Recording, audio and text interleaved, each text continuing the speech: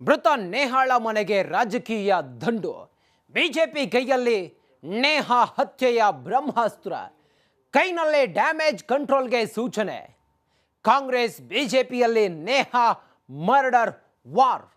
ಹೆಣದ ಮೇಲೆ ರಾಜಕೀಯ ಎಂದಿದ್ಯಾಕೆ ಡಿಕೆ ಶಿವಕುಮಾರ್?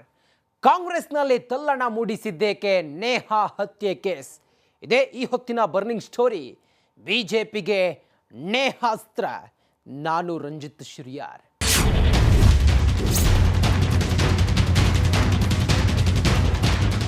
ನೇಹಾ ಹತ್ಯೆ ಕೇಸ್ ದಿನದಿಂದ ದಿನಕ್ಕೆ ತಿರುವು ಪಡೆದುಕೊಳ್ಳುತ್ತಿದೆ. ನೇಹಾ ಕೇಸ್ನಲ್ಲಿ ಕಾಂಗ್ರೆಸ್ ಮತ್ತು ಬಿಜೆಪಿ ಈ ವಿಚಾರವಾಗಿ ಜಟಾಪಟಿ ನಡೆಯುತ್ತಿದೆ. ಕೊಲೆಯಾದ ಕ್ಷಣದಿಂದಲೂ ಕಾಂಗ್ರೆಸ್ ಮೇಲೆ ಬಿಜೆಪಿ ಮುಗಿಬಿದ್ದಿದೆ. ರಾಜಕೀಯ ನಾಯಕರ ಹಿಂಡು ನೇಹಾ ಹಿರೇಮಠ್ ಮನೆಗೆ ಭೇಟಿ ಕೊಡುತ್ತಿದ್ದಾರೆ. ನೇಹಾ ಹತ್ಯೆ ಕೇಸ್ ಕಾಂಗ್ರೆಸ್ನಲ್ಲಿ ತಲ್ಲಣವನ್ನ ಮೂಡಿಸಿದ್ದು ಹೇಗೆ ತೋರಿಸ್ತೀವಿ ನೋಡಿ.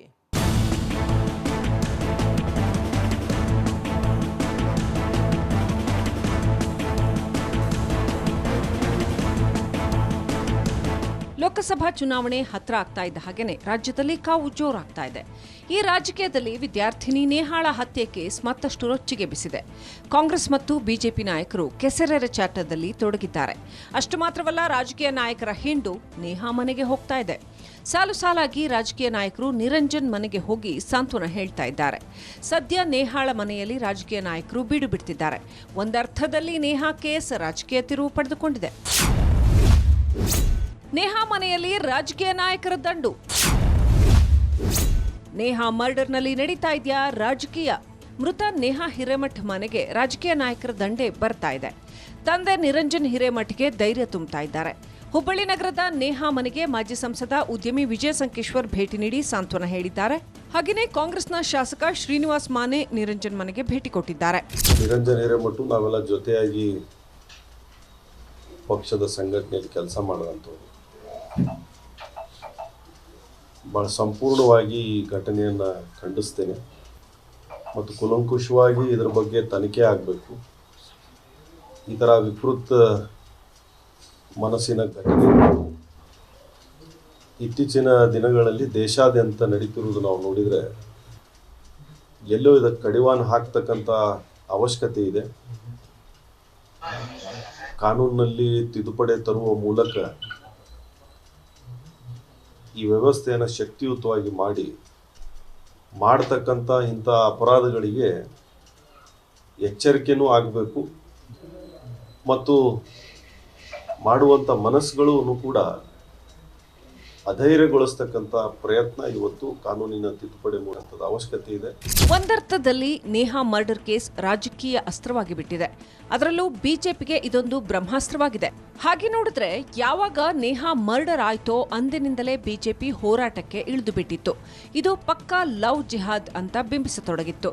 ಅದು ಅಲ್ಲದೆ ಕಾಂಗ್ರೆಸ್ನಲ್ಲಿ ಅಲ್ಪಸಂಖ್ಯಾತರ ಓಲೈಕೆ ಹೆಚ್ಚಾಗ್ತಾ ಇದೆ. ಹೀಗಾಗಿ ಕ್ರೈಮ್ ಜಾಸ್ತಿ ಆಗ್ತಿದೆ ಅನ್ನೋ ಅರ್ಥದಲ್ಲಿ ಬಿಜೆಪಿ ಕಾಂಗ್ರೆಸ್ ಅನ್ನ ತರಾಟೆಗೆ ತೆಗೆದುಕೊಂಡು ಬಿಟ್ಟಿತ್ತು.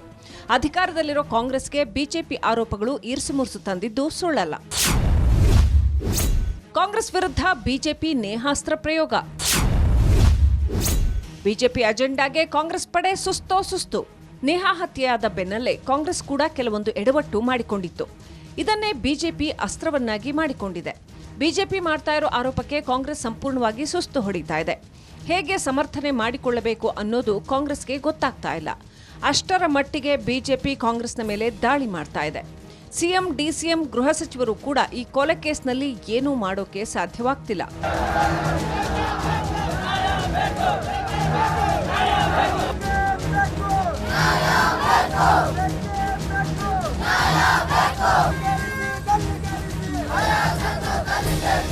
ಒಂದು ಕಡೆ ಬಿಜೆಪಿ ನಾಯಕರು ಸಾಲಾಗಿ ನಿರಂಜನ್ ಹಿರೇಮಠ್ ಮನೆಗೆ ಹೋಗ್ತಾ ಇದ್ದಾರೆ. ಕಾಂಗ್ರೆಸ್ ನಾಯಕರ ಮೇಲೆ ಆರೋಪ ಮಾಡ್ತಾ ಇದ್ದಾರೆ. ಅದು ಅಲ್ಲದೆ ನಿರಂಜನ್ ಕಾಂಗ್ರೆಸ್ನ ಮುಖಂಡರು ಹೌದು. ಕಾಂಗ್ರೆಸ್ ಕಾರ್ಪೊರೇಟರ್ ಆಗಿದ್ರೂ ಕಾಂಗ್ರೆಸ್ ನಾಯಕರು ಬಾಯಿ ಬಿಡ್ತಾ ಇಲ್ಲ. ಅತ್ತ ಬಿಜೆಪಿ ನಾಯಕರ ಟೀಕೆ ಮಾತ್ರ ನಿಲ್ತಾ ಇಲ್ಲ. ಹೀಗಾಗಿ ಕಾಂಗ್ರೆಸ್ ಈ ಕೇಸ್ನಲ್ಲಿ ಸುಸ್ತು ಹೊಡಿತಾ ಇದೆ. ಮತ್ತೊಂದು ಕಡೆ ಸ್ವತಃ ನಿರಂಜನ್ ನನ್ನ ಮಗಳಿಗೆ ನ್ಯಾಯ ಕೊಡಿಸಿ ಅಂತ ಬಿಜೆಪಿ ನಾಯಕರ ಬಳಿ ಅಂಗಲಾಚುತ್ತಾ ಇದ್ದಾರೆ. ಇದು ಕಾಂಗ್ರೆಸ್ ನಾಯಕರಿಗೆ ಹಾಗೂ ಸರ್ಕಾರಕ್ಕೆ ಮುಖಭಂಗ ಮಾಡಿದಂತಾಗಿದೆ. ನೇಹಾ ಮನೆಗೆ ಭೇಟಿ ಕೊಟ್ಟ ಜೆಪಿ ನಡ್ಡಾ. ರಾಷ್ಟ್ರ ಮಟ್ಟದಲ್ಲಿ ನೇಹಾ ಕೇಸ್ ಸದ್ದು. ನೇಹಾಳ ಕೇಸ್ ಬರೀ ರಾಜ್ಯದಲ್ಲಿ ಮಾತ್ರವಲ್ಲ ರಾಷ್ಟ್ರಮಟ್ಟದಲ್ಲಿ ಸದ್ದು ಮಾಡ್ತಾ ಇದೆ. ಅದರಲ್ಲೂ ಕಾಂಗ್ರೆಸ್ನ ಮೇಲೆ ತೂಗುಗತ್ತಿ ನೇತಾಡುವಂತೆ ಮಾಡಿದೆ. ಕಾಂಗ್ರೆಸ್ನ ಓಲೈಕೆ ರಾಜಕಾರಣದಿಂದಲೇ ಈ ರೀತಿ ಮರ್ಡರ್ಗಳು ನಡೀತಾ ಇದೆ ಅಂತ ಬಿಜೆಪಿ ಪಟ್ಟು ಹಿಡಿದು ಕುಳಿತಿದೆ. ಈ ಮಧ್ಯೆ ಬಿಜೆಪಿ ರಾಷ್ಟ್ರೀಯ ಅಧ್ಯಕ್ಷ ಜೆಪಿ ನಡ್ಡಾ ನೇಹಾ ಮನೆಗೆ ಭೇಟಿ ಕೊಟ್ಟಿದ್ದಾರೆ. ನೇಹಾ ತಂದೆ ತಾಯಿಗೆ ಸಾಂತ್ವನ ಹೇಳಿದ್ದಾರೆ. ಇದು ಕೂಡ ಕಾಂಗ್ರೆಸ್ ವಲಯದಲ್ಲಿ ಬೆಂಕಿ ಹಾಕಿದಂತೆ ಆಗಿದೆ.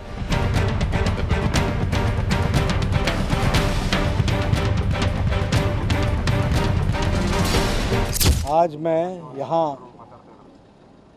इस घटना के पश्चात शोक संतप्त परिवार को सांत्वना देने के लिए और उनके साथ इस दुख घड़ी में शामिल होने के लिए आया था। जो मैंने घटना का क्रम सुना है, शोक संतप्त परिवार के पिताजी के द्वारा और जो माताजी ने जिस तरीके से घटना का वर्णन किया है, यह दिल दहला देने वाली घटना है और ये मानवता पर एक गहरा आघात है। भारतीय जनता पार्टी समस्त परिवार इस घटना की घोर निंदा करता है। ನೇಹಾ ಹತ್ಯೆ ಕೇಸ್ ವಿಚಾರ ರಾಜಕೀಯವಾಗಿ ಸದ್ದು ಮಾಡುತ್ತಿದ್ದಂತೆ ಕೇಸರಿ ಪಡೆಯ ನಾಯಕರು ನೇಹಾ ಮನೆಗೆ ದಾಂಗುಡಿ ಇಡ್ತಿದ್ದಾರೆ. ನೇಹಾ ನಿವಾಸಕ್ಕೆ ಬಂದಿದ್ದ ಜೆಪಿ ನಡ್ಡಾ ಇದು ಕಾಂಗ್ರೆಸ್ನ ತುಷ್ಟೀಕರಣ ಫಲಿತಾಂಶ ಅಂತ ಹೇಳಿದ್ದಾರೆ. ಅದು ಅಲ್ಲದೆ ಸರ್ಕಾರದ ಮೇಲೆ ಯಾವುದೇ ನಂಬಿಕೆ ಇಲ್ಲ ಅಂತಾನೂ ಹೇಳಿದ್ದಾರೆ. ಈ ಪ್ರಕರಣವನ್ನ ಕೂಡಲೇ ಸಿಬಿಐಗೆ ಒಪ್ಪಿಸಿ ಅಂತ ಒತ್ತಾಯಿಸಿದ್ದಾರೆ. शोक संतप्त परिवार को सांत्वना भी देता है कि वो इस दुख भरी घड़ी में सारा देश उनके साथ खड़ा है और उनको न्याय मिलेगा, इसके लिए भारतीय जनता पार्टी प्रयासरत रहेगी। मुझे जो वक्तव्य मुख्यमंत्री सिद्धारमैया जी का सुनने को मिला और जो वक्तव्य मुझे गृह मंत्री जी परमेश्वरम जी का मिला, वह अत्यंत ही आपत्तिजनक है। उसकी भी जितनी निंदा की जाए वो कम है। यह वक्तव्य तुष्टीकरण से ओतप्रोत होकर एक तरीके से तुष्टीकरण की प्रकाष्ठा है और होम मिनिस्टर का बयान और चीफ मिनिस्टर का बयान इन्वेस्टिगेशन को इन्फ्लुएंस करता है, इन्वेस्टिगेशन को डाइल्यूट करता है। ಬಿಜೆಪಿ ನಾಯಕರು ನೇಹಾ ಮನೆಗೆ ಭೇಟಿ ಕೊಡ್ತಿರೋ ವಿಚಾರಕ್ಕೆ ಸಂಬಂಧಪಟ್ಟಂತೆ ಕಾಂಗ್ರೆಸ್ ನಾಯಕರು ಟೀಕೆ ಮಾಡ್ತಾ ಇದ್ದಾರೆ. ಇದು ನಿಜಕ್ಕೂ ಹೆಣದ ಮೇಲೆ ನಡೀತಾ ಇರೋ ರಾಜಕೀಯ ಅಂತ ಹೇಳ್ತಾ ಇದ್ದಾರೆ.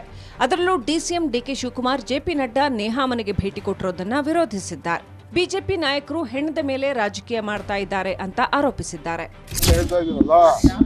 ನಾವು ಯಾರಿಗೆ ಅನ್ಯಾಯ ಆಗಿದೆ ಅವ್ರಿಗೆ ನ್ಯಾಯ ಒದಗಿಸ್ಕೊಡ್ತೀವಿ. ಯಾರನ್ನೂ ಸ್ಪೇರ್ ಮಾಡೋದಿಲ್ಲ. ನಮ್ಮ ಕೆಲಸ ನಾವು ಕಾನೂನು ಕ್ರಮ ಕೈಗೊಳ್ತದೆ. ನಂಬರ್ 1. ಕಾಂಗ್ರೆಸ್ ಕಾರ್ಪೊರೇಟರ್ ನಿರಂಜನ್ ಹಿರೇಮಠ್ ಪುತ್ರಿ 24 ವರ್ಷದ ನೇಹಾ ಹಿರೇಮಠ್ ಕೆಎಲ್ಇ ಬಿವಿಬಿ ಕಾಲೇಜಿನಲ್ಲಿ ಎಂಸಿಎ ಮೊದಲ ವರ್ಷದ ವಿದ್ಯಾರ್ಥಿನಿಯಾಗಿದ್ಲು. ಆರೋಪಿ ಫಯಾಜ್ ಅದೇ ಕಾಲೇಜಿನ ಹಳೆ ವಿದ್ಯಾರ್ಥಿಯಾಗಿದ್ದ. ಇಬ್ಬರು ಬಿಸಿಎ ಓದುವಾಗ ಸಹಪಾಠಿಗಳಾಗಿದ್ದರಂತೆ. ಈತ ಬಿಸಿಎನಲ್ಲಿ ಅನುತ್ತೀರ್ಣನಾಗಿದ್ದ. ಆದರೆ ನೇಹಾ ಉತ್ತೀರ್ಣಳಾಗಿ ಎಂಸಿಎ ಮಾಡ್ತಾ ಇದ್ಲು ಅನ್ನೋ ಮಾಹಿತಿಯನ್ನ ಪೊಲೀಸರು ಕಲೆ ಹಾಕಿದ್ರು. ಇದೇ ಪ್ರಕರಣ ಸದ್ಯ ರಾಜ್ಯದಲ್ಲಿ ಬೆಂಕಿ ಹೊತ್ತಿಸಿದ್ದು ರಾಜಕೀಯ ಆರೋಪ ಪ್ರತ್ಯಾರೋಪಕ್ಕೆ ಕಾರಣ ಆಗ್ತಿದೆ. ಈಗಾಗಲೇ ನಾನು ಭಾಳ ಕೃತಜ್ಞತೆ ಸಲ್ಲಿಸ್ತೇನೆ ಎಲ್ಲ ಸಮಾಜದ ಮುಖಂಡರಿಗೆ ಮತ್ತು ಎಲ್ಲ ಪಕ್ಷಾತೀತವಾಗಿ ರಾಜಕಾರಣಿ ಧುರೀಣರಾಗಲಿ, ಸಂಘ ಸಂಸ್ಥೆಗಳಾಗಲಿ ಮತ್ತು ಸ್ಟೂಡೆಂಟ್ ಯೂನಿಯನ್ ಆಗಲಿ ಎಲ್ಲರಿಗೂ ಕೂಡ ನಾನು ಕೃತಜ್ಞತೆ ಸಲ್ಲಿಸ್ತೇನೆ. ನನ್ನ ಕುಟುಂಬದಿಂದ ಆಕಿನ ಆತ್ಮಕ್ಕೆ ಶಾಂತಿ ಸಿಗುವಂಥ ಕಾಯ್ದೆ ಆಗಬೇಕು ಮತ್ತು ಅದಕ್ಕೆ ಕಠಿಣವಾದ ಶಿಕ್ಷೆ ಆಗೋ ತನಕ ತಮ್ಮ ಹೋರಾಟ ಇರಬೇಕಂತ ನಾನು ಬೇಡಿಕೆನೂ ಕೂಡ ಅವರಲ್ಲಿ ಇಡ್ತೇನೆ. ವಿಶ್ವಾಸ ಇದೆಯಾ ಅದ್ರ ಬಗ್ಗೆ ಕಠಿಣ ಶಿಕ್ಷೆ ಆಗುತ್ತೆ ಅಂತ ಹೇಳಿ? ನನ್ನ ಮಗಳಿಗೆ ಅಂತ್ಯ ಆಗಬೇಕು ನನ್ನ ಬೇಡಿಕೆ ಇದೆ. ಇನ್ನೊಬ್ಬರು ಮಗಳನ್ನು ಹತ್ಯೆ ಮಾಡುವಂಥ ಮತ್ತೆ ಯಾರ ಕೃತ್ಯ ಎಸಗಬಾರ್ದು ಅಂಥ ಕಠಿಣವಾದ ಒಂದು ಕಾನೂನು ಬರಬೇಕು. ಇಲ್ಲಾಂದ್ರೆ ಒಂದು ಏನಾದರೂ ಕ್ರಮ ತಗೋಬೇಕು ತಾವು ಅಂತೇಳಿ ನಾನು ಆಗ್ರಹ ಮಾಡ್ತೀನಿ. ಪೊಲೀಸ್ ಅಧಿಕಾರಿಗಳು ಏನಾದರೂ ಮೀಟ್ ಮಾಡಿದ್ರ ನಿರಂಜನ್ ಅವರೇ?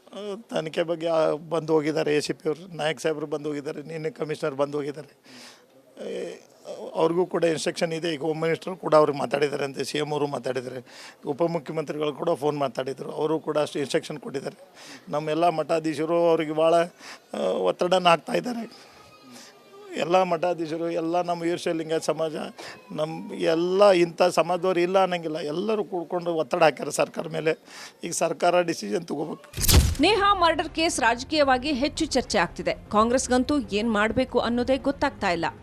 ಬಿಜೆಪಿ ನೇರವಾಗಿ ಕಾಂಗ್ರೆಸ್ ಮೇಲೆ ಸಾಲು ಸಾಲು ಆರೋಪ ಮಾಡ್ತಾ ಇದ್ರೂ ಕಾಂಗ್ರೆಸ್ ನಾಯಕರು ಮಾತ್ರ ತುಟಿ ಬಿಚ್ಚಿಲ್ಲ.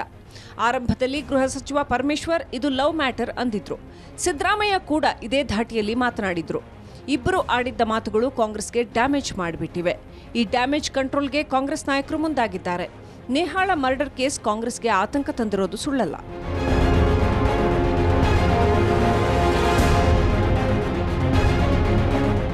ನೇಹಾ ಪ್ರಕರಣ ರಾಜಕೀಯ ತಿರುವು ಪಡೆದುಕೊಂಡಿದೆ.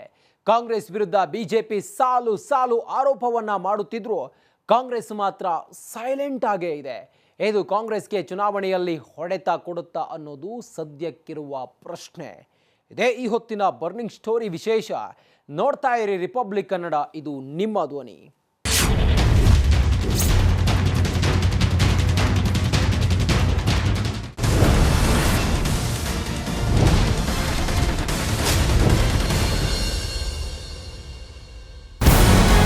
ನಮಸ್ಕಾರ, ಕರ್ನಾಟಕ ಪ್ರೈಮ್ ಟೈಮ್ಗೆ ಸ್ವಾಗತ. ನಾನು ಜಯಪ್ರಕಾಶ್ ಶೆಟ್ಟಿ. ಇಡೀ ಕರ್ನಾಡು ಇವತ್ತು ರೆಬೆಲ್ ಆಗಿ ನಿಂತಿದೆ. ಈ ಹಗರಣಗಳನ್ನು ಸದನದಲ್ಲಿ ಪ್ರಸ್ತಾಪ ಮಾಡಲು ಕೂಡ ಕಾಂಗ್ರೆಸ್ ಹಿಂದೇಟು ಹಾಕಿದ್ದೇಕೆ? ನಿಮ್ಗೆ ಸಂಬಳ ಅದಕ್ಕೆ, ನಿಮಗೆ ವಾಹನ ಅದಕ್ಕೆ, ನಿಮಗೆ ವೆಪನ್ ಅದಕ್ಕೆ, ನೀವು ಅದನ್ನು ಸೆರೆ ಹಿಡಿಬೇಕಾಗಿತ್ತು. ನೀವು ವಿದ್ಯುತ್ ಬರ ಇದೆ ಅಂತ ಹೇಳ್ತಾ ಇದ್ದೀರಿ, ಎಲ್ಲಿ ಬರ ಇದೆ ನೀವು ಹೇಳಬೇಕು. ಪಾಕಿಸ್ತಾನ್ ಆಕ್ಯುಪೈಡ್ ಕಾಶ್ಮೀರ್ ಅದು ಎಂದೆಂದಿಗೂ ನಮ್ಮದು. 40 ಮೆಷಿನ್ಗಳು ತಂದಿತ್ತು ನೋಟ್ ಎಣಿಸುವುದಕ್ಕೆ, ಅದೇ ಹಾಳಾಯಿತು. ಮಥುರಾದ ಗಲಾಟೆ ಇದೆಯಲ್ಲ, ಅದು ಸ್ಥಳೀಯವಾಗಿ ಕೂತು ಪರಿಹರಿಸಬಹುದಾದಂಥ ಕಾನೂನಿದೆ. ಗ್ಯಾರಂಟಿ ಯೋಜನೆಯಿಂದ ನಷ್ಟ ಆಗಿದೆ, ಲಾಭ ಆಗಿದೆ, ದಯವಿಟ್ಟು ಹೇಳಿ. Dawood Ibrahim most wanted criminal ಯಾವಾಗಾದ ಅಂದರೆ ಇಲ್ಲಿ ತನಕ ಭಾರತ ದೇಶದಲ್ಲಿ ಓರ್ವ ದಲಿತ ಪ್ರಧಾನಿಯಾದಂಥ ಇತಿಹಾಸವೇ ಇಲ್ಲ. ರಿಪಬ್ಲಿಕ್ ವರ್ಲ್ಡ್ ಆಪ್ ಇದು ಕೇವಲ ಅಪ್ಲಿಕೇಶನ್ ಅಲ್ಲ, ಸಮಗ್ರ ಸುದ್ದಿಗಳ ಸಂಪರ್ಕ ಮಾರ್ಗಕ್ಕೆ ಕ್ರಾಂತಿಕಾರಿ ಬದಲಾವಣೆ. ರಿಪಬ್ಲಿಕ್ ವರ್ಲ್ಡ್ ಆಪ್ ಕೇವಲ ಸುದ್ದಿ ಅಪ್ಲಿಕೇಶನ್ ಅನ್ನ ಪರಿಚಯ ಮಾಡ್ತಾ ಇಲ್ಲ, ಬದಲಾಗಿ ಡಿಜಿಟಲ್ ಸುದ್ದಿ ಬಳಕೆಯ ಹೊಸ ಯುಗಕ್ಕೆ ನಾಂದಿ ಹಾಡ್ತಾ ಇದೆ. ಇದೊಂದು ಬ್ರೇಕಿಂಗ್ ನ್ಯೂಸ್, ಪ್ರಭಾವಶಾಲಿ ಕಾರ್ಯಕ್ರಮಗಳಿಗೆ ಗಟ್ಟಿಯಾದ ವೇದಿಕೆ. ರಿಪಬ್ಲಿಕ್ ವರ್ಲ್ಡ್ ಅಪ್ಲಿಕೇಶನ್ ಈಗ ಲೈವ್ ಆಗಿದೆ. ಗೂಗಲ್ ಪ್ಲೇ ಸ್ಟೋರ್ ಮತ್ತು ಆಪಲ್ ಆಪ್ ಸ್ಟೋರ್ ಎರಡರಲ್ಲೂ ಲಭ್ಯವಿದೆ. ಈಗಲೇ ಡೌನ್ಲೋಡ್ ಮಾಡಿ.